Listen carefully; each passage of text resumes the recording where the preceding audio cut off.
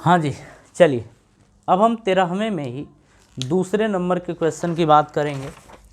तो 13 example number 13 में second देखते हैं क्या लिखा गया है। हाँ जी, हमसे ये बोल रहा है कि 4x square plus 4x x square है, 4x स्क्वायर नहीं है, x square plus 4x plus 5 बराबर 0 ये दे रखा है। ठीक है, अब यहाँ से आप समझिए, इसके आगे की बात करें तो 1 लिखा गया है, तो a की वैल्यू कितनी है 1, b की वैल्यू कितनी है 4 और c की वैल्यू कितनी है 5। ये आपको दिख रहा है ना कैसे। अब हम सबसे पहले चेक करेंगे b square minus 4ac, b की वैल्यू कितनी है 4, तो 4 का स्क्वायर, तो 4 का स्क्वायर माइनस 4, a की वैल्यू कितनी है 1 और c की वैल्यू कितनी है 5, तो ये आ जाएगा 16, 4 का स्क्वायर 16 माइनस 5 चौक को 20, यानी कि ये आ जाएगा 16 में से 20 घटाएंगे तो -4, यानी कि b स्क्वायर माइनस 4ac की वैल्यू कैसी आ गई ऋणात्मक यानी निगेटिव। तो हम यहाँ पे ये बोल देंगे कि जो इसके मूल होंगे वास्तविक नहीं होंगे, तो हम यहाँ से बोल सकते हैं कि मूल वास्तविक नहीं है, मूल वास्तविक नहीं है, नहीं है। बात समझ में आ रही है। तो देखिए अगर इसको फैक्टर के थ्रू करें, मतलब गुणनखंड विधि द्वारा करेंगे ना, तो आप फंस जाएंगे, वहाँ से आपका आंसर आएगा ही नहीं। तो देखा ये गया था कि जब इस क्वेश्चन को हम गुणनखंड विधि द्वारा नहीं कर पा रहे हैं तब जाके सूत्र को देखा गया। ठीक है, कि क्या हम इस तरीके से पता लगा सकते हैं कि मूल हम ज्ञात कर पाएंगे या नहीं ज्ञात कर पाएंगे। ठीक है ना, चलिए। हाँ जी, अब इसके बाद हम बात करेंगे थर्ड नंबर के क्वेश्चन की। इसमें थर्ड, तो थर्ड वाला देखिए क्या दिया गया है। थर्ड वाला है कि 2x square minus 2√2x plus 1 बराबर 0 ये देख रखा है। ठीक है, अब देखिए a की वैल्यू क्या दे रखी है, a की वैल्यू है 2, b की वैल्यू है -2√2 और c की वैल्यू है 1। ठीक है, सबसे पहले अपन क्या चेक करेंगे, b square minus 4ac, b की वैल्यू कितनी है -2√2 का होल स्क्वायर माइनस 4a की वैल्यू कितनी है 2, c की वैल्यू कितनी है 1। तो अब देखिए अगर हम इसकी बात कर रहे हैं कि -2√2 इंटू -2√2, तो इनका प्रोडक्ट क्या आएगा, गुणनफल क्या आएगा, माइनस का माइनस में करेंगे तो प्लस आता है, 2 दूनी कितना होगा 4 होगा, और √2 का √2 में गुणा करते हैं तो √2 का √2 में मल्टीप्लाई करते हैं तो 2 आता है। ठीक है, तो इंटू क्या आ जाएगा 2, तो 4 2 जा कितना आ जाएगा 8 आ जाएगा। तो बात समझ में आ गई, तो ये होगा 8। अब यहाँ पे समझिए, मतलब ये तो आ गया 8 माइनस 4 2 जा 8, जब घटाएंगे तो क्या आएगा 0। तो बात ये हो रही है कि अगर b स्क्वायर माइनस 4ac की वैल्यू 0 आ जाए तो हम बोलेंगे कि इसके जो दोनों मूल होंगे बराबर होंगे, दोनों रूट क्या होंगे बराबर होंगे। बात समझ में आ रही है, तो ये हो जाएगा। तो अब ज़रा समझिए कि इसको अब सॉल्व करेंगे इसी के द्वारा। तो अभी आपने देखा कि यहाँ से b स्क्वायर माइनस 4ac की वैल्यू क्या आ गई है 0 आ गई है, तो b स्क्वायर माइनस 4ac की वैल्यू क्या आई है 0। अब फॉर्मूला हम लगाएं, अब समझिए यहाँ पे हम फॉर्मूला यूज़ करेंगे, तो यहाँ से जो आएगा x equals to minus b, तो माइनस और b की जगह -2√2 है, minus b plus minus root में b स्क्वायर माइनस 4ac, तो b स्क्वायर माइनस 4ac की वैल्यू अभी देखा हमने कितना आ गया है 0। जब इसको सॉल्व किए तो 0 बटे में 2a, तो 2 इंटू 2, a की वैल्यू क्या है 2, x बराबर आ जाएगा माइनस माइनस प्लस, तो 2√2/2 ये आ गया, तो 2 दूनी 4, तो ये आ गया √2/2। तो क्या हम इसको 2 को √2 इंटू √2 लिख सकते हैं? तो बिल्कुल लिख सकते हैं। अरे 2 को हम √2 इंटू √2 नहीं लिख सकते हैं। तो √2 से √2 कैंसिल हो गया, फाइनली बचा 1/√2। तो यानी कि अपने को ये देखने को मिला कि x की जो वैल्यू आई है 1/√2 आई है, और यहाँ से हम ये बोल देंगे कि पहला मूल भी यही होगा और दूसरा मूल भी यही होगा, यानी कि दोनों मूल आपस में क्या होंगे? बराबर होंगे। तो देखिए जब भी अगर स्क्वायर है तो 2 मूल मिलते हैं, अगर वहाँ पर b² - 4ac की वैल्यू अगर पॉजिटिव है, अब समझ लीजिए, अगर इसकी वैल्यू पॉजिटिव है मतलब हम बोलेंगे कि मूल वास्तविक होंगे। मूल क्या होंगे? वास्तविक होंगे। लेकिन अगर यहीं पे ये निगेटिव आ जाता है, ऋणात्मक, तो बोलेंगे मूल जो होंगे वो काल्पनिक होंगे, यानी कि होंगे ही नहीं। आप अभी बोल सकते हैं होंगे नहीं। यहाँ पे जब 0 आ जाएगा तो बोलेंगे कि मूल आपस में होंगे बराबर। मूल क्या होंगे? बराबर। तो ये एक बेहतर क्वेश्चन था, इसे आप ज़रूर करें और ज़रूर देखें, ठीक है। चलिए, तो हम अब देखेंगे नंबर 14 नंबर का क्वेश्चन। तो ज़रा समझिए।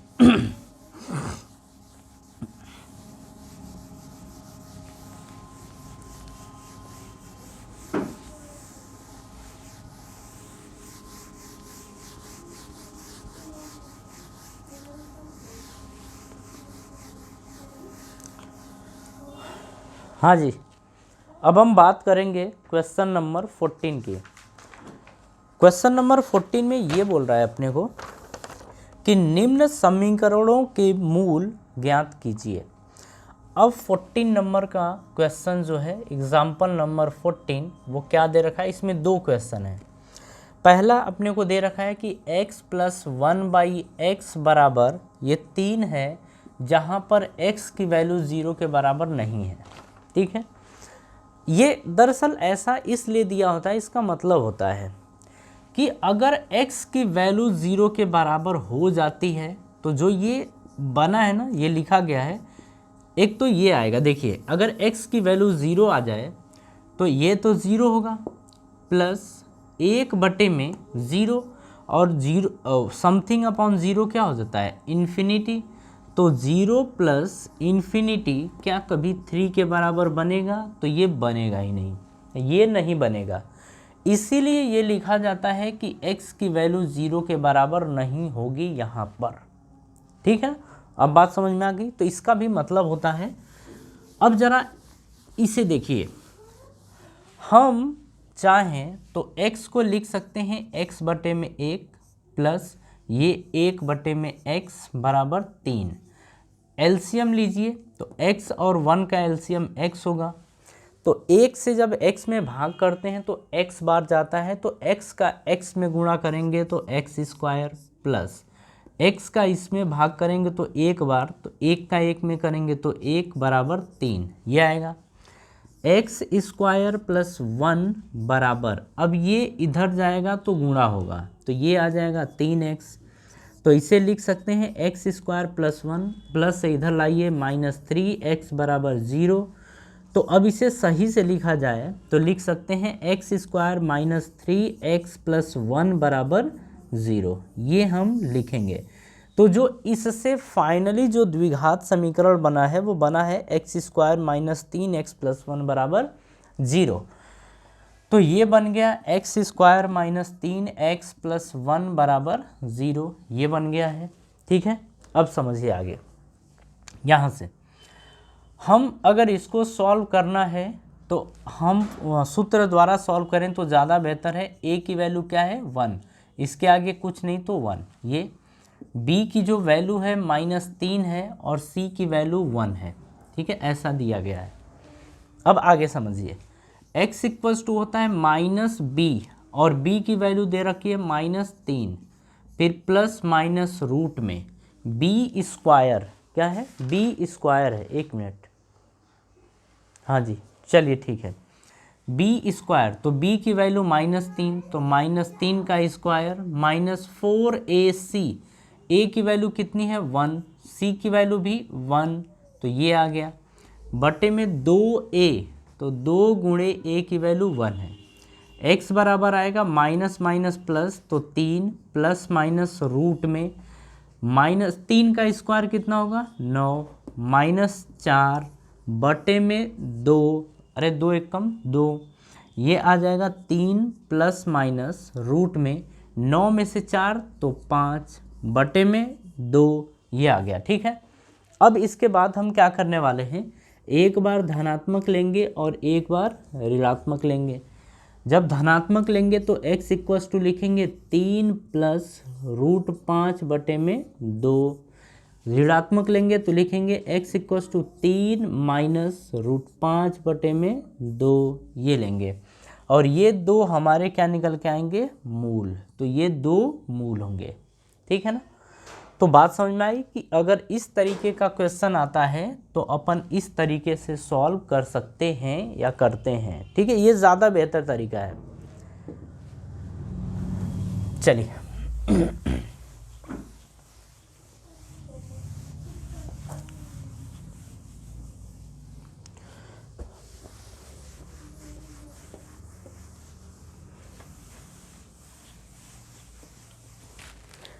चौदहवें वाले क्वेश्चन में एक और क्वेश्चन है, मतलब इसमें एक और पार्ट है, अब उसकी भी बात अपन करेंगे। और देखिए, अगर कहीं डाउट आपको होता है तो आप कोशिश करिए कि प्रैक्टिस करिए, प्रैक्टिस करने के बाद आपके खुद के डाउट क्लियर हो जाया करेंगे, लेकिन आपको प्रैक्टिस करना पड़ेगा। ठीक है, चलिए अब हम बात करते हैं इसमें सेकेंड नंबर के क्वेश्चन की। क्या दिया गया है, 1/x माइनस 1/x माइनस 2 बराबर 3। यहाँ पर बोल रहा है कि x की वैल्यू ना तो 0 के बराबर होगी और ना ही तो 2 के बराबर होगी। ऐसा क्यों?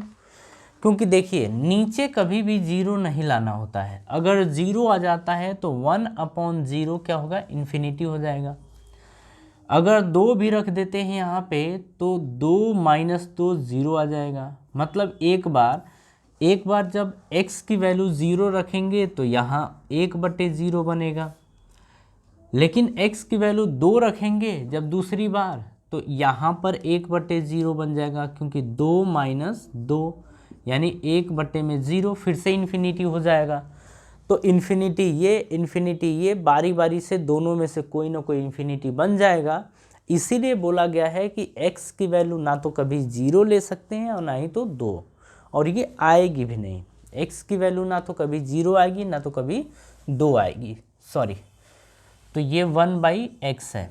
अब ज़रा समझिए आगे हम क्या करेंगे, यहाँ पर एलसीएम लेंगे। तो जब एलसीएम लेंगे तो एलसीएम आएगा x माइनस 2।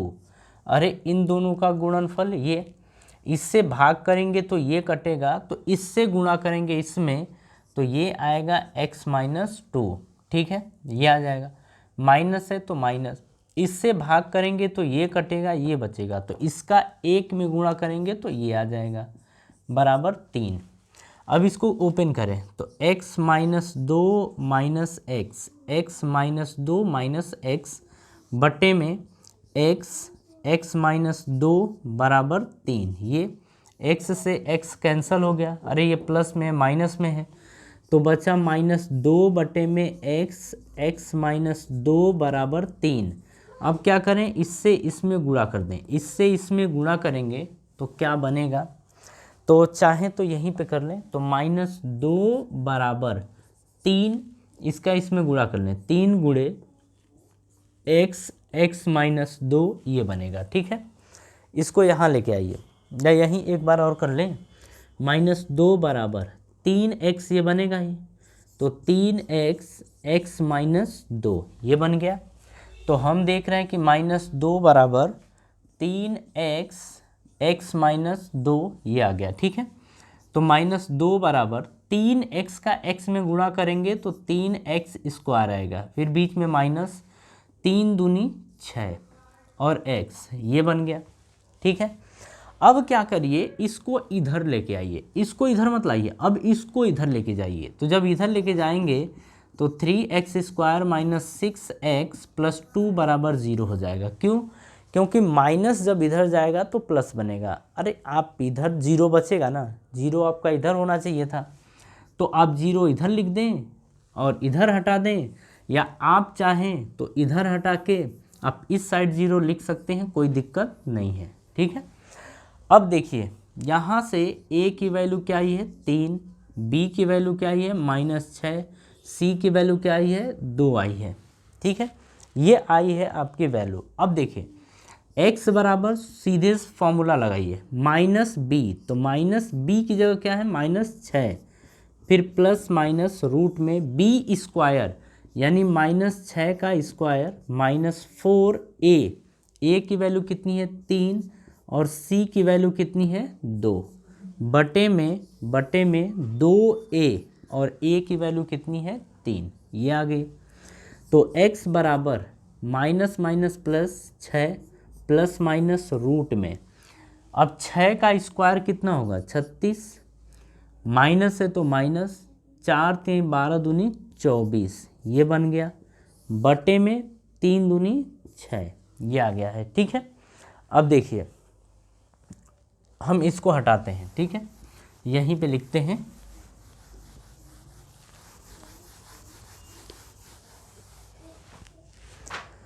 देखिए x बराबर आ गया 6 प्लस माइनस, अब वो अंदर बचेगा 12, 12 बटे में 6, ये बना। तो लिखेंगे x प्लस माइनस, और 12 का जो वर्गमूल आता है वो आएगा 2√3, 2√3 ये होता है। ठीक है, 12 का वर्गमूल 2√3 होता है। तो यहाँ से लिखेंगे 2√3, सॉरी ये 6 होगा, 6 प्लस माइनस ये अपॉन में ये। अब क्या करिए 2 से कट जाएगा, तो 2 कॉमन ऊपर से ले लीजिए और 2 कॉमन नीचे से, तो 2 ऊपर से कॉमन लेंगे तो 2 यानी कि 2 से इसमें डिवाइड करिए तो 3 बनेगा, प्लस माइनस जब 2 से इसमें भाग करेंगे तो 2 कटेगा, √3 बचेगा, तो √3/6, तो 2 तिहाई कितना आ जाएगा 6। तो जो x बराबर आया है वो आया 3 प्लस माइनस √3, 3 प्लस माइनस √3 बटे में 3। ठीक है, एक बार धनात्मक लेंगे और एक बार ऋणात्मक लेंगे, तो x बराबर आ जाएगा 3 प्लस √3 बटे में 3, और एक बार जो आएगा वो आएगा x बराबर 3 माइनस √3 बटे में 3, और ये हमारे क्या होंगे आंसर होंगे। ठीक है, तो इसके जो दो मूल आएंगे वो आएगा 3 प्लस √3 बटे में 3 और 3 माइनस √3 बटे में 3, ये इसके मूल होंगे। ठीक है, तो इस तरीके से ये 14 नंबर का क्वेश्चन खत्म होता है एग्जाम्पल। अब एक एग्जाम्पल और हमारे बुक के अंदर दिया गया है, हम उसको कवर कर लें और इसके बाद हम शुरू करेंगे एक्सरसाइज। ठीक है, अच्छा एग्जाम्पल इसलिए ज़रूरी है क्योंकि अगर आप क्वेश्चन एक्सरसाइज के करना चाहते हैं तो ये एग्जाम्पल आपको करने बहुत ज़रूरी है।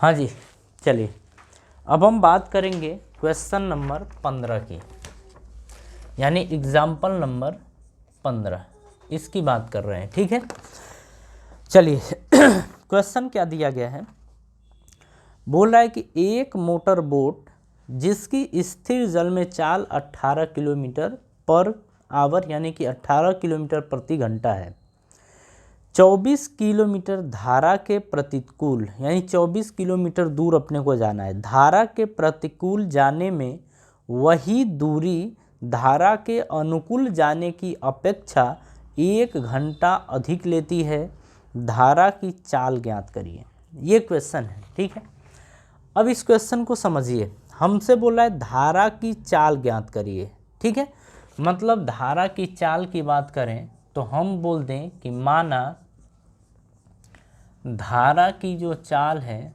धारा की चाल x किलोमीटर प्रति घंटा है, x किलोमीटर प्रति घंटा, यानी आवर, x किलोमीटर पर आवर है। ठीक है। अच्छा, स्थिर जल में जो बोट की चाल है, तो हम कहेंगे कि स्थिर जल में जो बोट है यानी कि नाव, बोट की चाल वो कितनी दे रखी है? 18 किलोमीटर प्रति घंटा, यानी 18 किलोमीटर पर आवर ये दे रखा है। ठीक है। मान लीजिए कि धारा ऐसे आगे की तरफ ऐसे जा रही है। ठीक है। तो क्वेश्चन में बोल रहा है कि अगर ये नाव जो 18 किलोमीटर प्रति घंटा से चल सकती है, अगर इस दिशा में जाती है तो 1 घंटा कम समय लेती है, अगर पानी इधर बह रहा है और इसके अपोजिट डायरेक्शन यानी कि विपरीत जा रहा है तो 1 घंटा ज़्यादा समय ले रहा है। क्वेश्चन में यही बोला गया है। ठीक है। तो अब समझिएगा, हम जानना चाहते हैं कि जो नाव की चाल है, नाव की चाल धारा की दिशा में कितनी है और धारा के विपरीत दिशा में कितनी है। ठीक है। तो हम कहेंगे कि नाव की चाल, अब इसके चाल की बात करते हैं तो हम बोलेंगे कि धारा की दिशा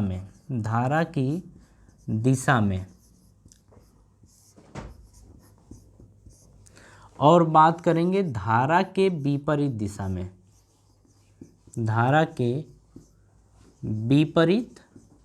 दिशा में।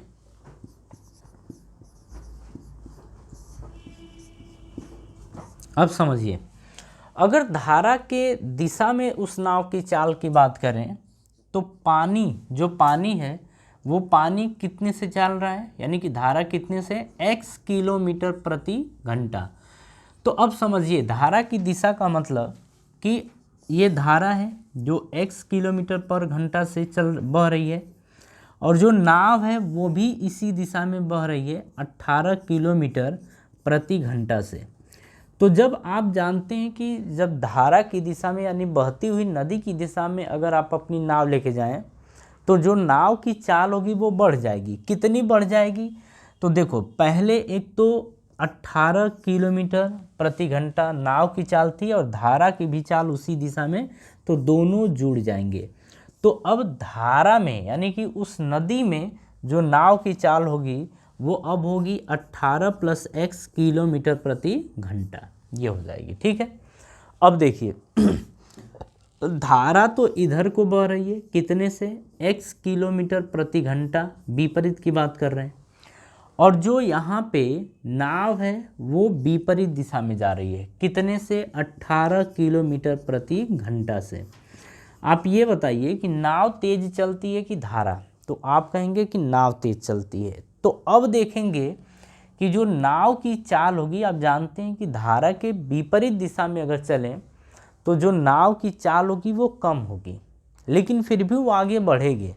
तो अब कहेंगे कि जो नाव की चाल होगी वो होगी उस नदी में, वो 18 में से ये कम हो जाएगा, जो धारा बहेगी वो कुछ कम करेगी, यानी कि अब नाव की चाल इतने किलोमीटर प्रति घंटा हो जाएगी। जरा इसे समझिएगा। ठीक है। अब हम देखना चाहते हैं ये कि धारा की दिशा में जो समय लगेगा वो समय कितना लगेगा। अच्छा, उस नाव को जाना कितना है, तो हम कहेंगे यहाँ से यहाँ तक इसे 24 किलोमीटर जाना है। ठीक है। तो हम बात करेंगे समय की, तो समय हम मान लेते हैं कि t1 है। ठीक है। समय बराबर क्या होता है, दूरी बटे चाल। तो दूरी कितनी है, 24, और चाल कितनी है उस धारा की दिशा में, 18 + x, तो 18 + x ये होगा। ठीक है। तो इतने घंटा समय लगेगा। ठीक है। अगर हम विपरीत दिशा में जाना चाहते हैं तो समय कितना लगेगा, तो हम बोलेंगे समय, और इस समय को हम मान लेते हैं t2। तो समय बराबर दूरी बटे चाल, तो दूरी कितना है 24, और चाल यहाँ पे कितना है, चाल यहाँ पे 18 - x है, तो 18 - x आवर, ये रहा।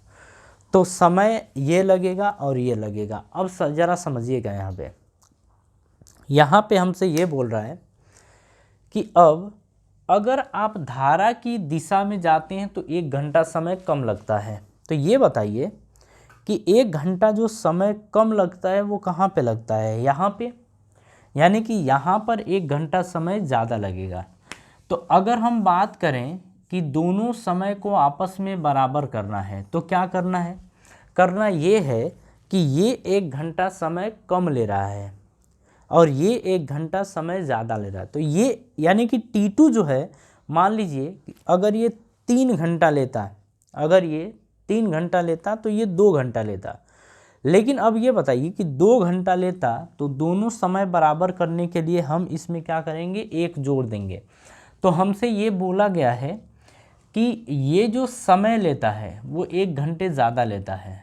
तो आप जानते हैं कि जो ज़्यादा लेता है उसके अपोजिट डायरेक्शन में जोड़ देते हैं, तो इसमें 1 जोड़ देंगे। ठीक है, तो अब ये बन गया। अब देखिए T1 की वैल्यू क्या है, 24 बटे में 18 प्लस x प्लस 1 बराबर, अब यहाँ पे T2 है 24 बटे में 18 माइनस x, ये है। ठीक है, चलिए अब हम इसे हटाते हैं। ठीक है, हाँ जी हो गया। ठीक है, इसको हम हटाते हैं, इसे आप समझ लीजिएगा, अच्छे से कॉपी भी कर लीजिएगा।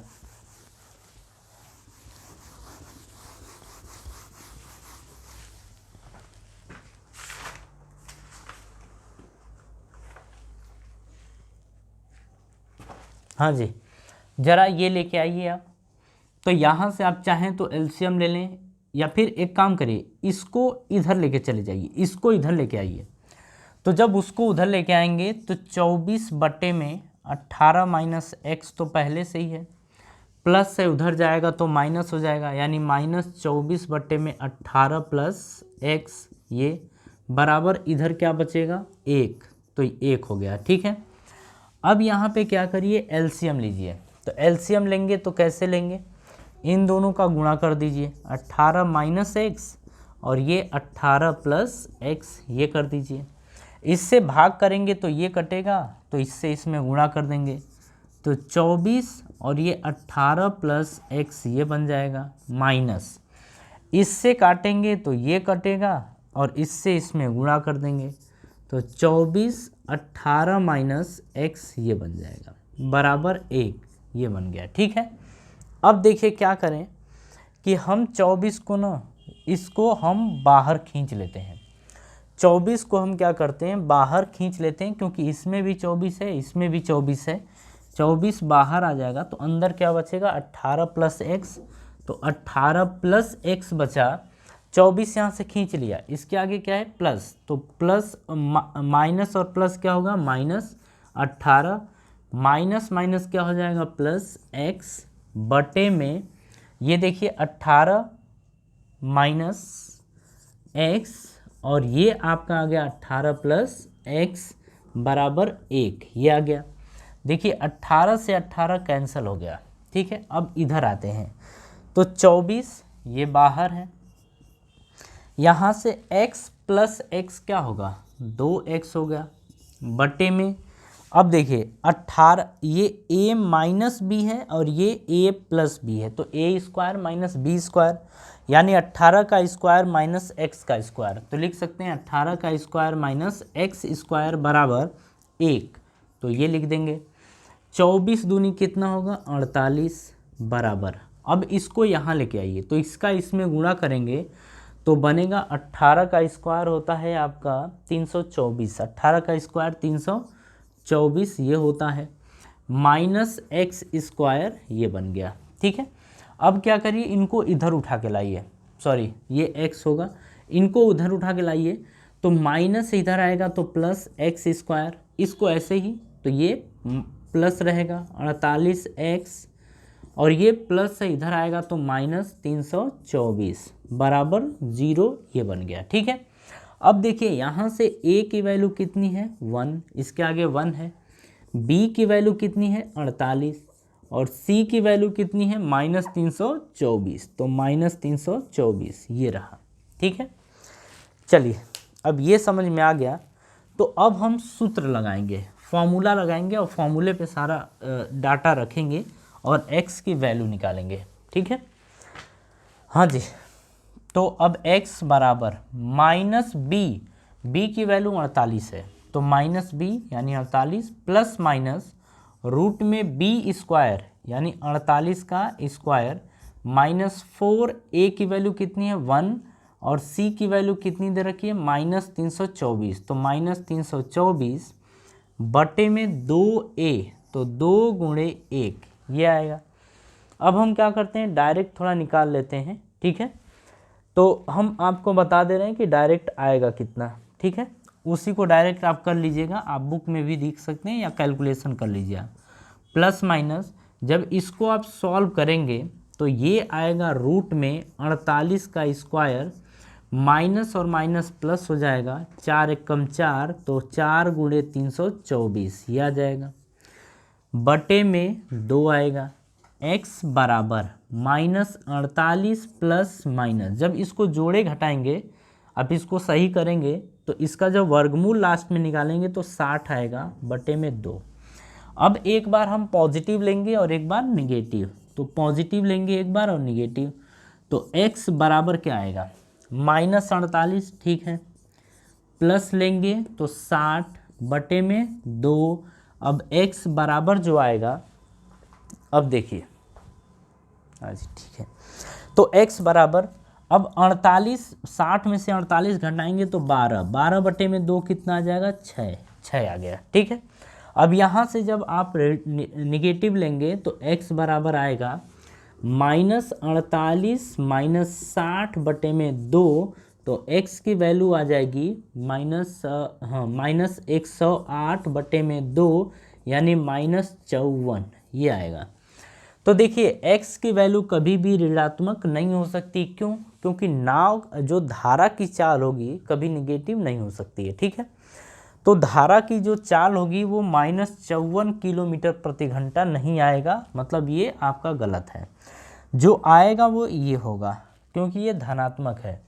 तो हम बोलेंगे कि जो धारा की चाल होगी वो 6 किलोमीटर प्रति घंटा होगी, और ये जाके आपका बनता है आंसर, ठीक है। तो यहाँ पर हमारा ख़त्म होता है एग्ज़ाम्पल।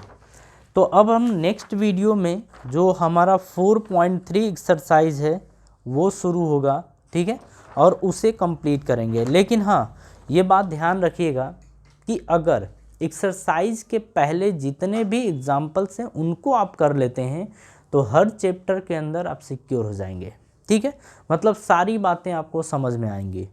तो अब हम नेक्स्ट वीडियो जो हमारा आने वाला है उसमें हम एक्सरसाइज कंप्लीट करेंगे, ठीक है। तो हम अपनी सभा यहीं समाप्त करते हैं और मिलते हैं नेक्स्ट वीडियो में। Thank you.